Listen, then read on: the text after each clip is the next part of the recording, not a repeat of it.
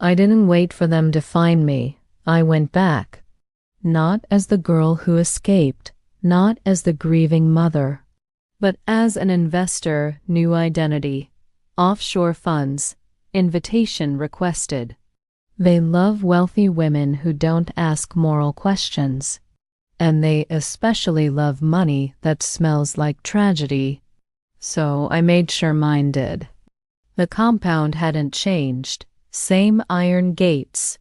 Same long gravel road. Same silence that feels rehearsed.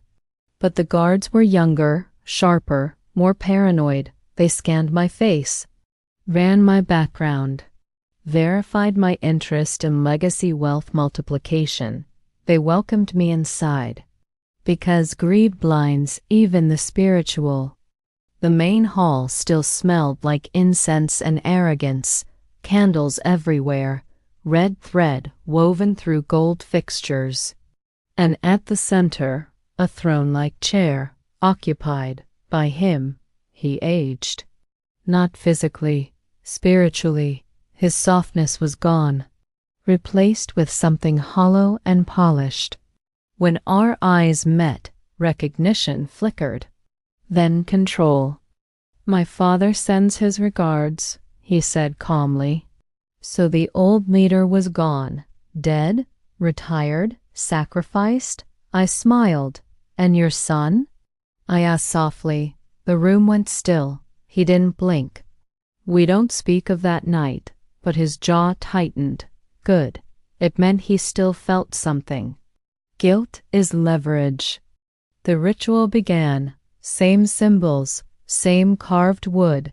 But this time, I wasn't tied. I stood willingly inside the circle, because I needed to be close, close enough to end it. But as the chanting grew louder, something inside me shifted.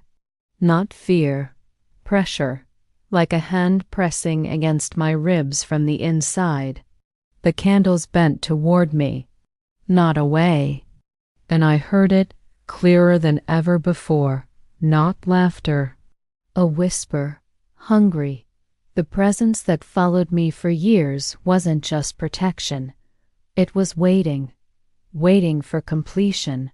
And then I understood something horrifying.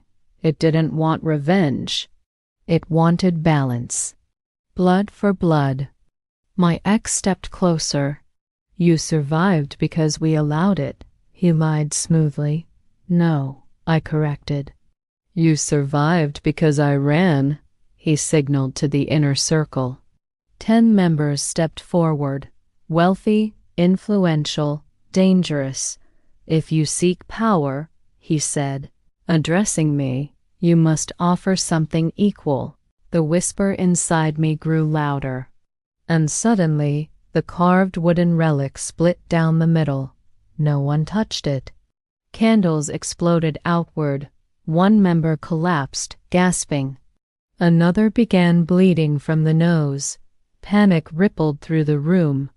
My ex stared at me, not with control, with fear, because something was standing behind me again.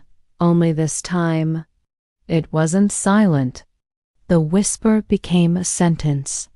Inside my skull, clear, cold. "Choose." The entity wanted a sacrifice.